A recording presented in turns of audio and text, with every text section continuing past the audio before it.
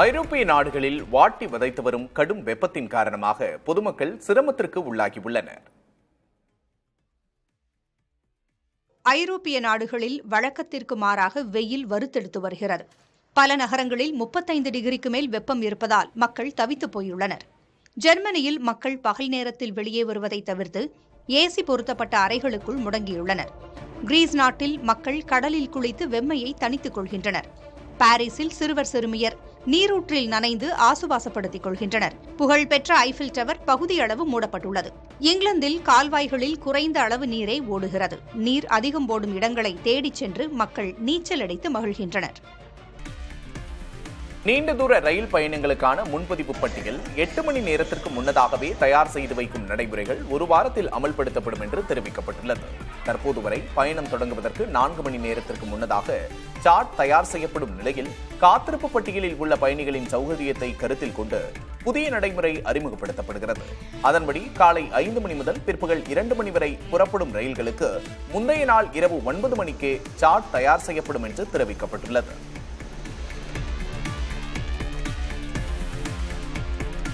ரயில் பயணிகளுக்கு பல்வேறு சேவைகளை வழங்கும் ரயில் ஒன் என்ற புதிய மொபைல் செயலியை அமைச்சர் அஸ்வினி வைஷ்ணவ் அறிமுகப்படுத்தியுள்ளார்.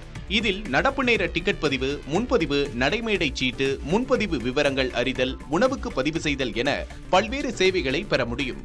இச்செயலியை ஆண்ட்ராய்டு மற்றும் iOS ஆகிய இயங்குதளங்கள் கொண்ட ஸ்மார்ட் போன்களில் பதிவிறக்கம் செய்யலாம் என்று அமைச்சர் தெரிவித்தார். மிக எளிமையாக பயன்படுத்தும் வகையில் இந்த செயலி வடிவமைக்கப்பட்டிருப்பதாக அவர் கூறினார். கர்நாடகாவில் 5 ஆண்டுகளுக்கும் தானே முதல்வராக இருப்பேன் என அம்மாநில முதல்வர் சித்தராமையா கூறியுள்ளார். காங்கிரஸ் அரசின் ஸ்திரத்தன்மை குறித்து பாஜக பொய்களை பரப்புவதாக அவர் குற்றம் சாட்டினார். காங்கிரஸ் கட்சியினர் ஒற்றுமையாக இருப்பதாகவும் 5 ஆண்டுகள் பாறை போல உறுதியாக ஆட்சியில் இருக்கும் என்றும் சித்தராமையா தெரிவித்தார். இதுகுறித்து பேசிய துணை முதல்வர் டி.கே. சிவக்குமார், முதல்வர் சித்தராமையாவுக்கு ஆதரவாக துணை நிற்பதை தவிர தனக்கு வேறு வழியில்லை என்றும் முதல்வராக அவர் தொடர்வதில் தனக்கு எந்த ஆட்சேபனையும் இல்லை என்றும் தெரிவித்தார்.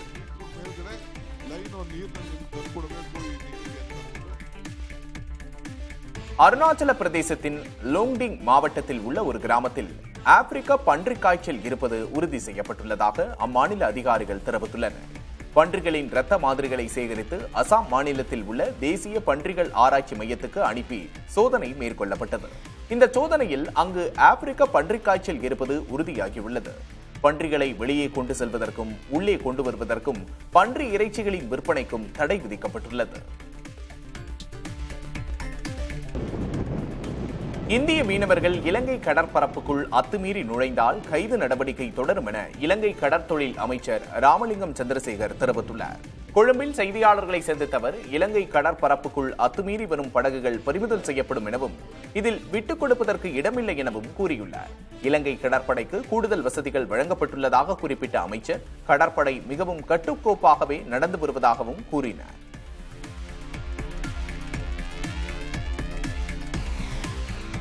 அமெரிக்காவின் விஸ்கான்சின் மாகாணத்தில் நடைமுறையில் இருந்த 176 ஆண்டுகள் பழமையான கருக்கலைப்பு தடை சட்டத்தை மாகாண உச்சநீதிமன்றம் ரத்து செய்துள்ளது. இது கருக்கலைப்புகளுக்கு ஆதரவானவர்களுக்கு ஒரு முக்கிய வெற்றியாக பார்க்கப்படுகிறது. 1849ஆம் ஆண்டு கொண்டுவரப்பட்ட இந்த சட்டத்தின்படி கருக்கலைப்பு என்பது குற்றமாகும். இந்நிலையில் இந்த வழக்கை விசாரித்த உச்சநீதிமன்றம் கருக்கலைப்பு தடை சட்டம் செயலற்றதாகிவிட்டதாக தீர்ப்பளித்துள்ளது.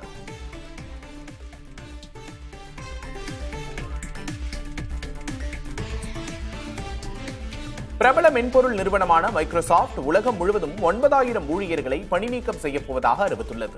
இது நிறுவனத்தில் பணியாற்றும் மொத்த ஊழியர்களில் சுமார் 4% ஏற்கனவே 3 முறை பணிநீக்க நடவடிக்கை எடுக்கப்பட்டுள்ள நிலையில் தற்போது 4வது முறையாக இந்த நடவடிக்கை முன்னெடுக்கப்பட்டுள்ளது. நிறுவன மறுசீரமைப்பு மற்றும் செயற்கை நுண்ணறிவு சார்ந்த முதலீடுகள் காரணமாக இந்த முடிவு எடுக்கப்பட்டுள்ளதாக கூறப்படுகிறது.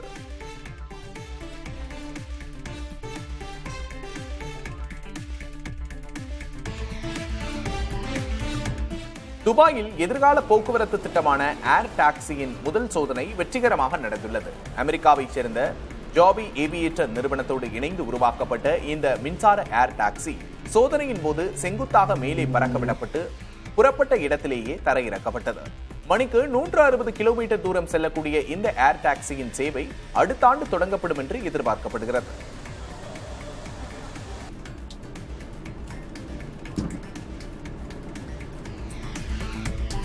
போர்ச்சுகீஸில் கடற்கரை ஒன்றின் மீது மிகவும் அரிய தோற்றத்தில் அடர்ந்த மேகம் உருவான காட்சிகள் இணையத்தில் வைரலாகி வருகின்றன.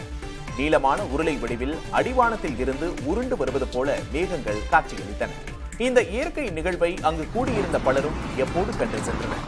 இதுபோன்ற மேகங்கள் பெரும்பாலும் குளிர்ந்த காற்றோடு வெப்ப மிகுந்த காற்று இணையும் போது உருவாகும் என்று புவியியல் ஆர்வலர்கள் தெரிவித்துள்ளனர்.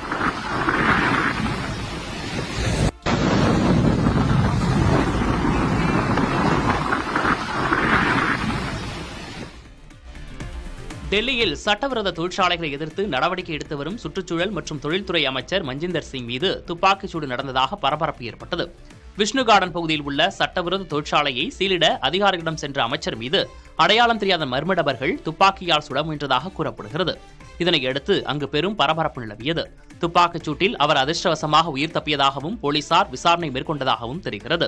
ஆனால் தன் மீது துப்பாக்கிச்சூடு நடக்கவில்லை எனவும் இது தவறாக பரப்பப்பட்ட தகவல் என்றும் அமைச்சர் மறுத்துள்ளதாக புதிய தகவல்கள் தெரிவிக்கின்றன. முகத்தில் கோரை பற்களுடன் கூடிய லபுபு பொம்மைகளால் அதன் தயாரிப்பு நிறுவனத்தின் தலைமை செயல் அதிகாரி இளம் கோடீஸ்வரராக உருவெடுத்துள்ளார். லபுபு பொம்மைகளை உருவாக்கும் பாப் மார்ட் நிறுவனத்தின் தலைமை செயல் அதிகாரியாக இருப்பவர் வாங் நிங். 38 வயதான இவரின் சொத்து மதிப்பு 2024 இறுதிக்குள் $7.59 பில்லியன் இருந்த நிலையில் கடந்த மாத நிலவரப்படி $22.1 பில்லியன் அதிகரித்துள்ளது.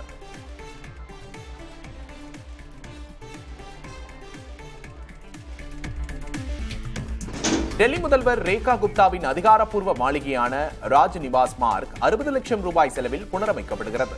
இந்த பங்களாவில் 5 டிவி, 14 ஏசி, ரிமோட் வசதியோடு 23 மின்விசிறிகள் ஏற்படுத்தப்படுகின்றன. ஜூலை 4ஆம் தேதி ஒப்பந்தம் கோரப்பட்டு அடுத்த 60 நாட்களுக்குள் பணிகள் முடிக்கப்பட வேண்டும் என்று தெரிவிக்கப்பட்டுள்ளது. முதல்வர் ரேகாவுக்கு 2 பங்களாக்கள் ஒதுக்கப்பட்டன. ஒரு பங்களாவில் முதல்வர் வாழ்ந்து வரும் நிலையில் 2வது பங்களா முகாம் அலுவலகமாக செயல்பட்டு வருகிறது.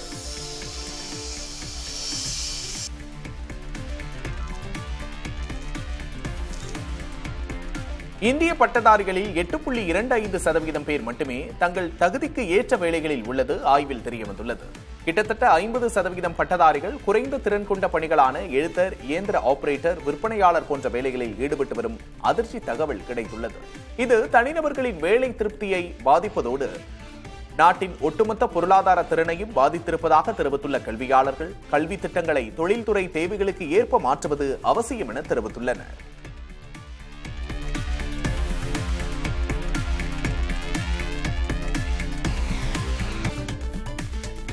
இலங்கை புத்தளம் வண்ணாத்தீவிலு அருகே கங்கைவாடி கிராமத்தில் புகுந்த சிறுத்தையால் கிராம மக்கள் அச்சமடைந்தனர். தகவல் பெற்ற வனத்துறை அதிகாரிகள் அந்த சிறுத்தையை பாதுகாப்பாக பிடித்தனர். பின்னர் வில்பத்து வனவிலங்கு சரணாலயத்தை அதை விடுவித்தனர்.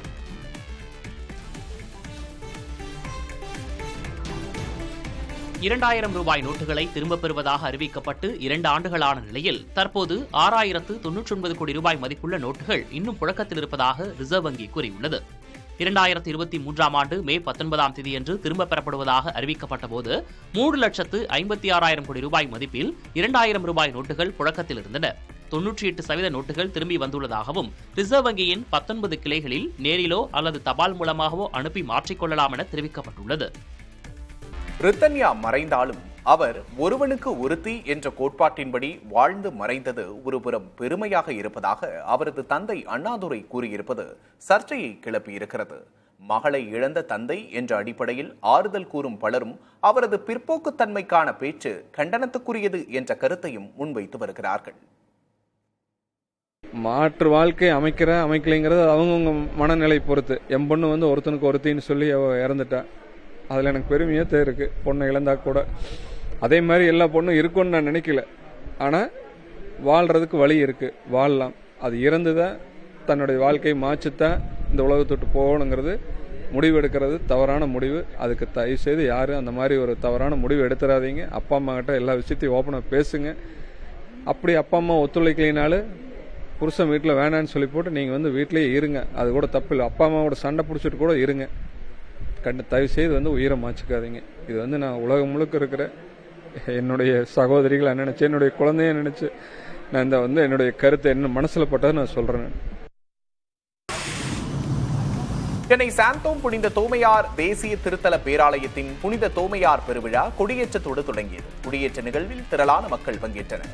ஜூலை 6ஆம் தேதி வரை ஆண்டு பெருவிழா சிறப்புற நடைபெற உள்ளதாக மயிலை பேராயர் ஜார்ஜ் அந்தோணிசாமி தெரிவித்தார். ஜூலை 5ஆம் தேதி புனித தோமையாரின் தேர் பவனியும் சிறப்பு திருப்பலியும் நடைபெற உள்ளது. கர்நாடக மாநிலம் சிக்கபல்லாபூர் மாவட்டத்தில் பல மாதங்களாக கிராம மக்களை அச்சுறுத்தி வந்த ஒரு சிறுத்தையை கிராம மக்களே துணிச்சலாக பிடித்தனர். ராமகிருஷ்ணப்பா என்றவரை தாக்கிய சிறுத்தையை கையில் வலைகளோடு விரைந்து சென்று கிராம மக்கள் பிடித்தனர். அந்த சிறுத்தை பத்திரமாக வனத்துறையிடம் ஒப்படைக்கப்பட்டது. ஹரியானா மாநிலம் சண்டிகரில் திடீரென சாலையில் ஏற்பட்ட பள்ளத்தில் அந்த வழியே சென்று கொண்டிருந்த இருசக்கர வாகனம் ஒன்று விழுந்தது. எனினும் இருசக்கர வாகனத்தில் பயணித்தவர்கள் சிறு காயங்களோடு உயிர் தப்பினர். பின்பு தகவலறிந்து நிகழ்விடத்திற்கு விரைந்த தீயணைப்பு படையினர் பள்ளத்தில் விழுந்த இருசக்கர வாகனத்தை கயிறு கட்டி வெளியே எடுத்தனர். தொடர் மழையின் காரணமாக மண்ணரிப்பு ஏற்பட்டு சாலை உள்வாங்கி இருக்கலாம் என்று கூறப்படுகிறது.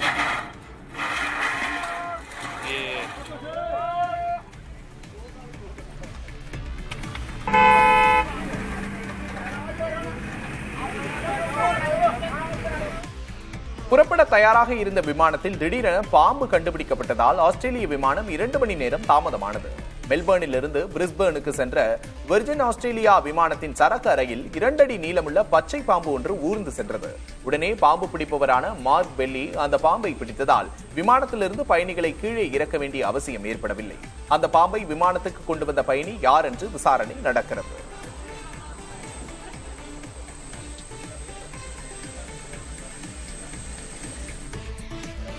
தாராபுரம் அருகே தில்லாபுரி அம்மன் கோவில் பகுதியில் காதணி விழா நடந்து கொண்டிருந்த போது விஷக்குளவிகள் தாக்கியதில் 18 பேர் படுகாயமடைந்தனர். காதணி விழாவுக்காக உணவு சமைக்கும் போது ஏற்பட்ட புகையால் வெளியே வந்த குளவிகள் அங்கிருந்தவர்களை கடித்ததாக கூறப்படுகிறது. காயமடைந்தவர்களுக்கு தாராபுரம் அரசு மருத்துவமனையில் சிகிச்சை அளிக்கப்பட்டது.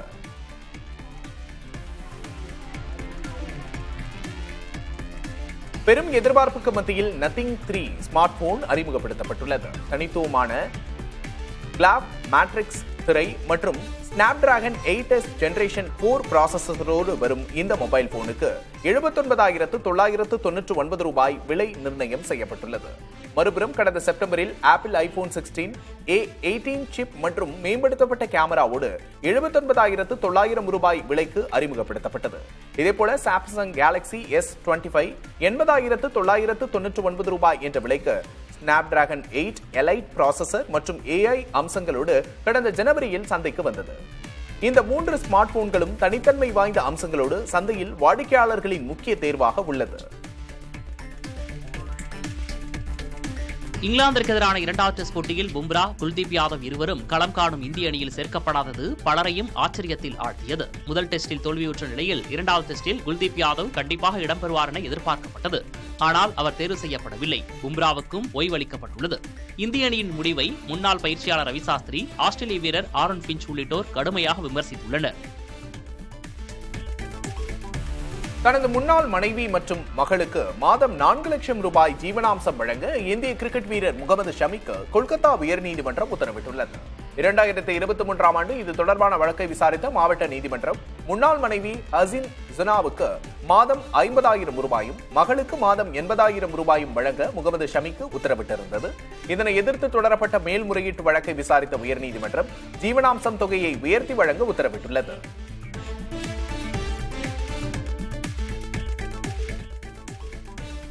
தடகளத்தில் ஏக எதிர்பார்ப்பை ஏற்படுத்தியுள்ள தடகள நாயகி ஜோதி எர்ரார்ஜிக்கு காலில் காயம் ஏற்பட்டுள்ளது.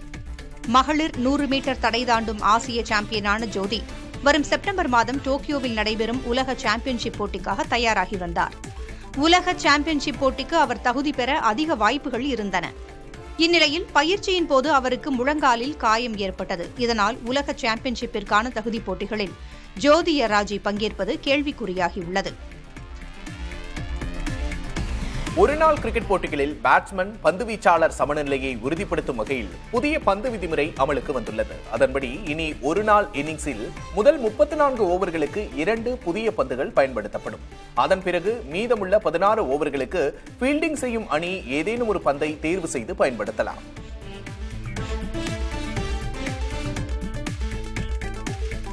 மலச்சிக்கலால் அவதிப்படுபவர்களுக்கு கழிப்பறையில் அமர்ந்திருக்கும் போது வாயிலிருந்து குமிழிகளை ஊதுவது, வலுவாக மூச்சை வெளியேற்றுவது போன்ற நடைமுறைகள் பலனளிக்கும் என்று கூறப்படுகிறது. இந்த முறைகள் செரிமான மண்டலத்தை தூண்டி குடல் இயக்கத்தை சீராக்கும் என்று மருத்துவர்கள் கூறுகிறார்கள். இருப்பினும் இது தற்காலிக நிவாரணம் மட்டுமே என கூறும் அவர்கள், நார்ச்சத்து நிறைந்த உணவு, போதுமான நீர், உடற்பயிற்சி, புரோபயாட்டிக் உணவுகள் மற்றும் அடிவயிற்று மசாஜ் போன்ற முறைகளை பின்பற்றுவது அவசியம் என்று வலியுறுத்துகின்றனர். நாள்பட்ட மலச்சிக்கலுக்கு மருத்துவ ஆலோசனை பெறுவது முக்கியம்.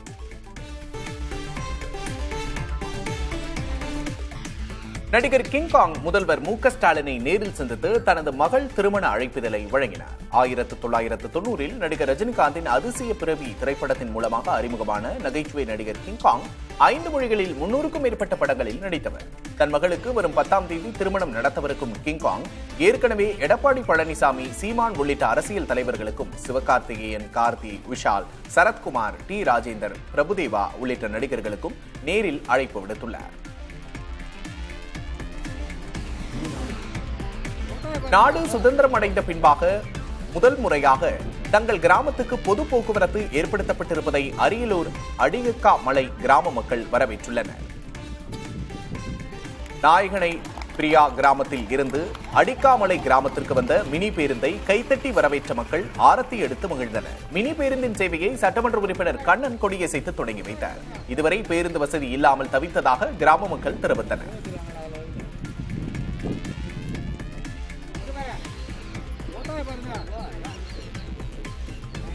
திருப்பூர் மத்திய பேருந்து நிலையம் அருகே உள்ள டாஸ்மாக் கடையில் வித்தியாசமான திருட்டு நடந்துள்ளது. கடையின் பூட்டை உடைத்து உள்ளே புகுந்த மர்ம நபர் கடையில் இருந்த 3 லட்சம் ரூபாயை எடுக்காமல் மது பாட்டில்களை மட்டும் மூட்டை கட்டி எடுத்துச் சென்றார்.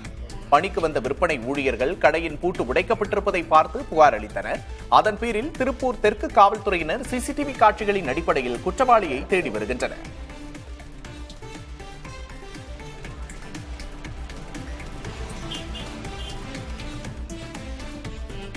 அவசர நிலை காலத்தில் தமிழ்நாட்டில் ஆண்களுக்கான கருத்தடை அறுவை சிகிச்சைகள் நிர்ணயிக்கப்பட்ட இலக்கை விட அதிக அளவுக்கு நடந்துள்ளது தெரியவந்துள்ளது. அந்த காலகட்டத்தில் இந்தியாவில் குடும்ப கட்டுப்பாடு திட்டம் தீவிரப்படுத்தப்பட்டது. மக்கள் தொகையை கட்டுப்படுத்தும் நோக்கத்தில் ஆண்களுக்கான கருத்தடை அறுவை சிகிச்சைக்கு இலக்குகள் நிர்ணயிக்கப்பட்டிருந்தன. இதில் தமிழகம் உட்பட பல மாநிலங்கள் நிர்ணயிக்கப்பட்ட இலக்குகளை கடந்து அதிக எண்ணிக்கையிலான கருத்தடை அறுவை சிகிச்சைகளை மேற்கொண்டுள்ளன.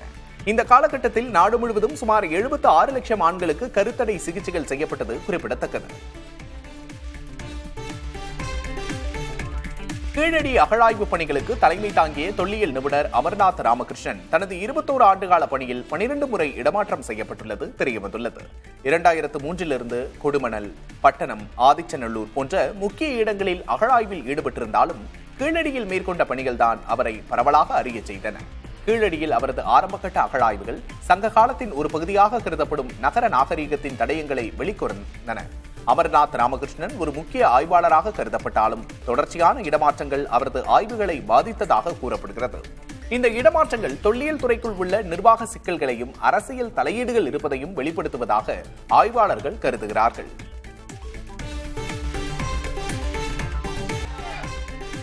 காலையில் டயட் உணவு எடுத்துக்கொள்ளும் பாலிவுட் நடிகர்கள் இரவில் போதைப் பொருள் வேண்டும் என கேட்பதாக பிரபல திரைப்பட தயாரிப்பாளர் பஹ்லாஜ் நிகானி பகீர் குற்றச்சாட்டை முன்வைத்துள்ளார்.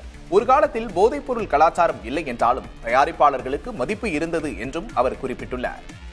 தலாஷ் திரைப்படத்தில் நடித்த நடிகர் அக்ஷய்குமார் கதாநாயகியாக கரீனா கபூர் தான் நடிக்க வேண்டும் என்று தன்னிடம் தெரிவித்ததாக நினைவு கூர்ந்தார்.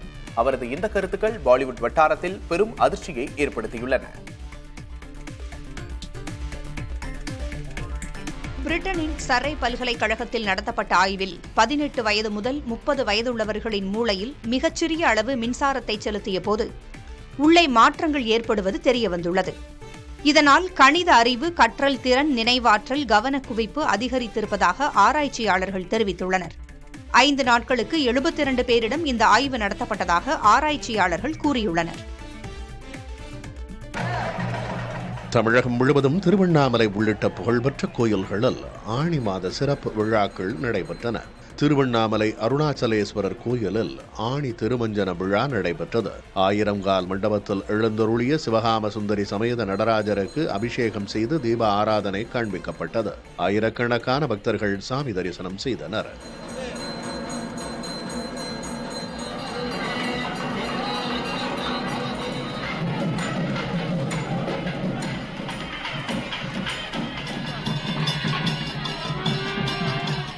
தென்காசி மாவட்டம் தாருகாபுரம் அகிலாண்டேஸ்வரி சமேத மத்தியஸ்தநாதர் கோவிலில் 75 ஆண்டுகளுக்கு பிறகு தேர் வெள்ளோட்டம் நடைபெற்றது. 1000க்கும் மேற்பட்ட பக்தர்கள் திரண்டு வந்து தேரை வடம் பிடித்து இழுத்தனர்.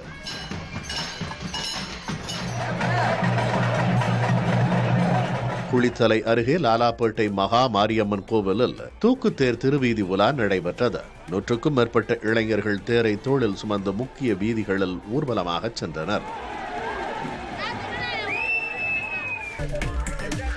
2000 ரூபாய் நோட்டுகளை திரும்பப் பெறுவதாக அறிவிக்கப்பட்டு 2 ஆண்டுகளான நிலையில் தற்போது 6099 கோடி ரூபாய் மதிப்புள்ள நோட்டுகள் இன்னும் புழக்கத்தில் இருப்பதாக ரிசர்வ் வங்கி கூறியுள்ளது. 2023ஆம் ஆண்டு மே 19ஆம் தேதியன்று திரும்பப் பெறப்படுவதாக அறிவிக்கப்பட்ட போது 3,56,000 கோடி ரூபாய் மதிப்பில் 2000 ரூபாய் நோட்டுகள் புழக்கத்தில் இருந்தன. 98% நோட்டுகள் திரும்பி வந்துள்ளதாகவும் ரிசர்வ் வங்கியின் 19 கிளைகளில் நேரிலோ அல்லது தபால் மூலமாகவோ அனுப்பி மாற்றிக்கொள்ளலாம் என தெரிவிக்கப்பட்டுள்ளது.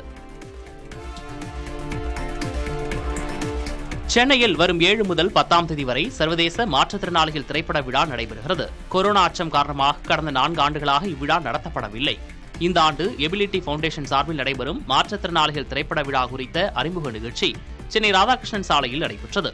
இதில் இசையமைப்பாளர் A.R. ரஹ்மான், நடிகைகள் ரேவதி, சிம்ரன், பாடலாசிரியர் மதன் கார்கி உள்ளிட்டோர் பங்கேற்றனர். இந்த குழுவினர் மாற்றுத்திறனாளிகள் குறித்த குறும்படங்களில் சிறந்த படைப்புகளை தேர்ந்தெடுக்க உள்ளனர். 4 நாள்கள் நடைபெறும் திரைப்பட விழாவில் சென்னை சத்தியம் திரையரங்கில் 11 நாடுகளின் திரைப்படங்கள் திரையிடப்பட உள்ளன. டூரிஸ்ட் ஃபேமிலி, சித்தாரே ஜமீன் பர், ஆஹான் ஆகிய 3 இந்திய திரைப்படங்களும் இந்த பட்டியலில் இடம்பெறுகின்றன. இவற்றை பொதுமக்கள் இலவசமாக கண்டு ரசிக்கலாம்.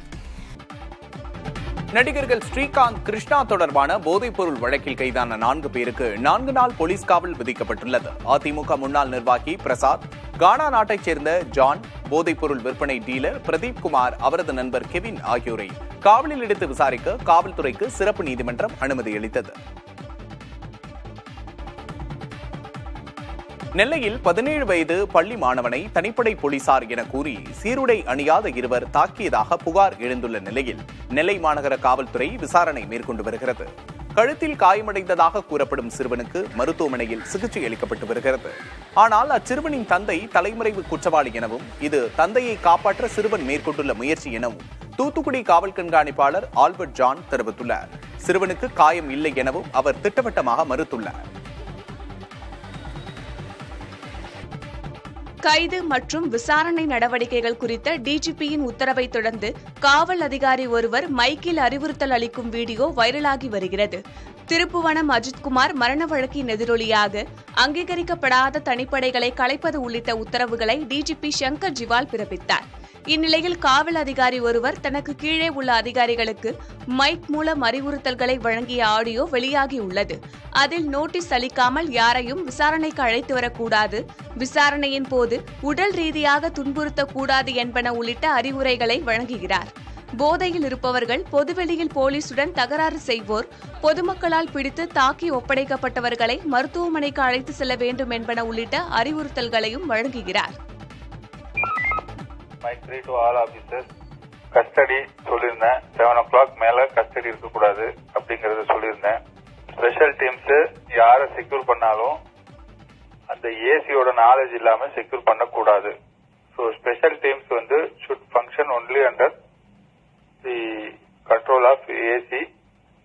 ஏதாவது ஒரு கேஸ் கண்டுபிடிக்கிறதுக்கு ஸ்பெஷல் டீம் போட்டீங்கன்னா அதுக்கு வந்து ஏசிஸ், டிசிஸ் வந்து ப்ரொசீடிங் போடணும். அதர்வைஸ் அவங்க ரொட்டீன் ஒர்க் தான் பார்க்கணும் ஸ்டேஷன்ல.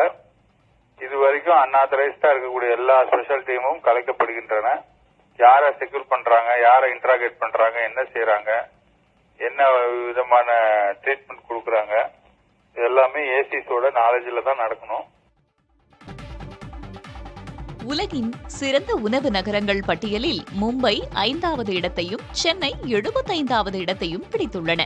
பயண வழிகாட்டி நிறுவனமான டேஸ்ட் அட்லஸ் வெளியிட்டுள்ள உலகின் சிறந்த உணவு நகரங்கள் பட்டியலில் முதல் 4 இடங்களை இத்தாலிய நகரங்கள் பிடித்திருக்கும் நிலையில் இந்திய நகரமான மும்பை 5வது இடத்தை பிடித்து அசத்தியிருக்கிறது. இந்திய நகரங்களான அமிர்தசரஸ் 43வது இடத்தையும், புதுடெல்லி 45வது இடத்தையும், ஹைதராபாத் 50வது இடத்தையும், நம் சென்னை 75வது இடத்தையும் பிடித்துள்ளன. சிறந்த உணவுகள் பட்டியலில் பீட்சா உலகிலேயே முதலிடத்தை பிடித்திருக்கிறது. மும்பையில் வடபாவ், பாவ் பஜ்ஜி ஆகியவையும், அமிர்தசரஸில் குல்சாவும், டெல்லியில் பட்டர் சிக்கனும், ஹைதராபாத்தில் பிரியாணி, கெபாப், மட்டன் ஹலீம் ஆகியவையும், சென்னையில் தோசை, இட்லி, செட்டிநாடு கறி ஆகியவையும் அதிக ரேட்டிங் பெற்ற உணவுகளாக தேர்வாகி இருக்கின்றன. உலகளவில் மாரடைப்பு மற்றும் இதய நோய்களால் உயிரிழப்பு அதிகரித்து வரும் நிலையில் பசலைக்கீரை, பிரக்கோலி, முட்டைக்கோஸ் போன்ற இலை காய்கறிகளை உண்பது இதய நோய்கள் வராமல் தடுக்கும் என ஆய்வில் தெரியவந்துள்ளது. ஆஸ்திரேலிய பல்கலைக்கழகங்கள் மற்றும் டேனிஷ் புற்றுநோய் நிறுவனம் மேற்கொண்ட ஆராய்ச்சியில் தினமும் 1.5 கப் கீரைகள் மற்றும் இலை காய்கறிகளை உட்கொள்வது இதய ஆரோக்கியத்தை மேம்படுத்தும் என தெரிவிக்கப்பட்டுள்ளது. இவற்றில் வைட்டமின் K1 அதிகமாக இருப்பதால் இரத்த நாளங்களின் ஆரோக்கியத்திற்கு மட்டுமில்லாமல் எலும்பு வலிமையையும் மேம்படுத்தும் என ஆய்வில் தெரிவிக்கப்பட்டுள்ளது. பஞ்சாபில் தெருநாய் பிரச்சினை தொடர்பாக தாக்கல் செய்யப்பட்ட பொதுநல மனு குறித்து பதிலளிக்க மாநில அரசுக்கு சண்டிகர் உயர்நீதிமன்றம் உத்தரவிட்டுள்ளது. மாநிலத்தில் தெருநாய்கள் அதிகரித்து வருவதை கட்டுப்படுத்தவும், நாய்க்கடியால் பாதிக்கப்பட்டவர்களுக்கு உரிய இழப்பீடு வழங்கவும் கோரி தாக்கல் செய்யப்பட்ட மனு உயர்நீதிமன்றத்தில் விசாரணைக்கு வந்தது. அப்போது தெருநாய் தொல்லையால் குழந்தைகள், முதியோர் அதிகம் பாதிக்கப்படுவதாகவும், ஏற்கனவே அறிவிக்கப்பட்ட இழப்பீடுகள் வழங்கப்படவில்லை என்றும் மனுதாரர் குற்றம் சாட்டினார். தொடர்ந்து இதில் பிரமாண பத்திரம் தாக்கல் செய்ய மாநில அரசுக்கு உத்தரவிடப்பட்டது.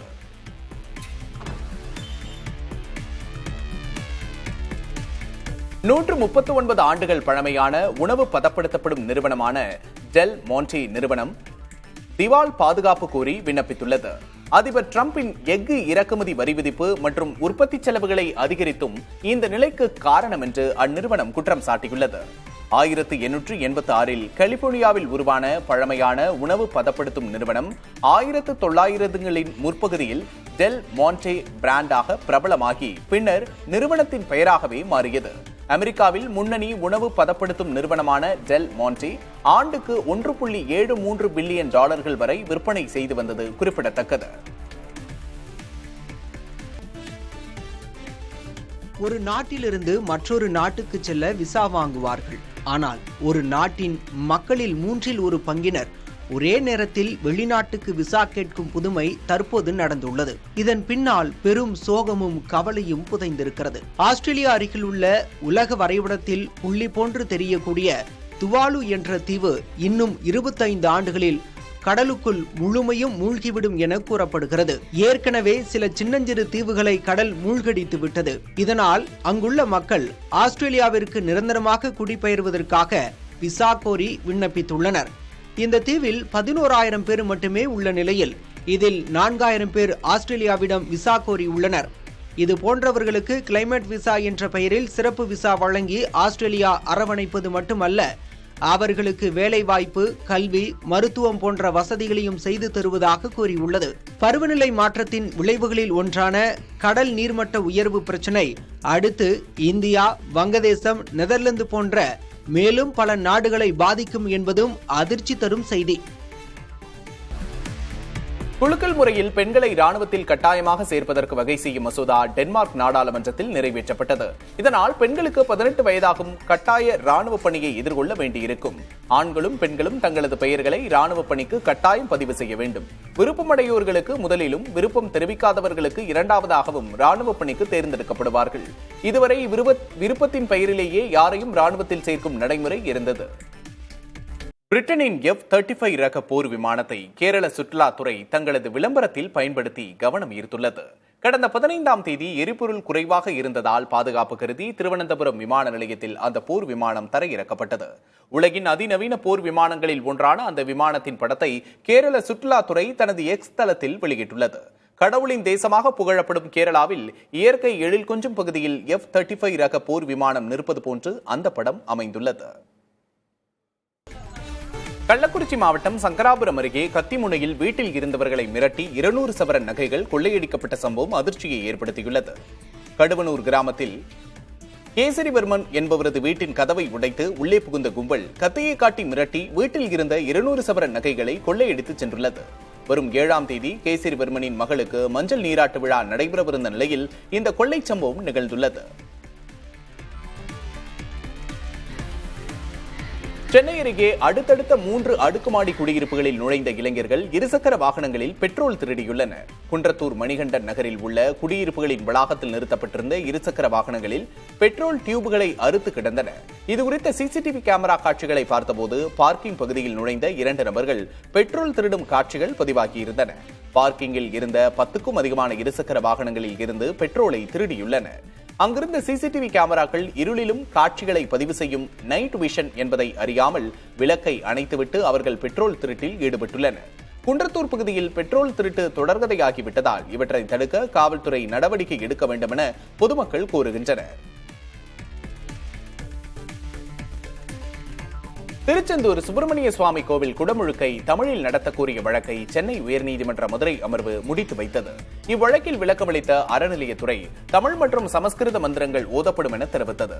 இந்நிலையில் கோவில் நிர்வாகத்தால் நடத்தப்படும் விழாக்களில் விதிமீறல் இருந்தால் அறநிலையத்துறை ஆணையரை அணுக வேண்டுமென தவிர அதில் நீதிமன்றம் தலையிட முடியாது என நீதிபதிகள் தெரிவித்ததோடு வழக்கை முடித்து வைத்தனர்.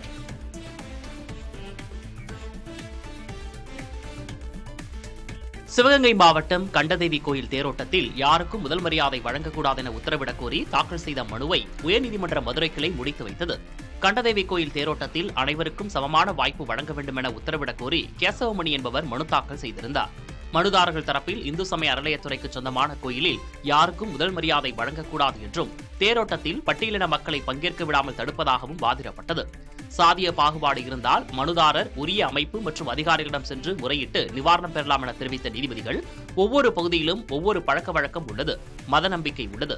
இதில் உடனடியாக நீதிமன்றம் தலையிட்டு எந்த உத்தரவும் பிறப்பிக்க இயலாது என தெரிவித்ததோடு வழக்கின் விசாரணை வெவ்வேறு நீதிமன்றங்களில் நிலுவையில் இருப்பதால் உத்தரவு பிறப்பிக்க முடியாது என தெரிவித்தனர். தருமபுரி மாவட்டம் வெள்ளாளப்பட்டியில் திமுக ஒன்றிய செயலாளர் கமிஷனை பிரித்துக் கொடுக்கவில்லை என அக்கட்சியின் பெயரிலேயே போஸ்டர்கள் ஒட்டப்பட்டுள்ளன.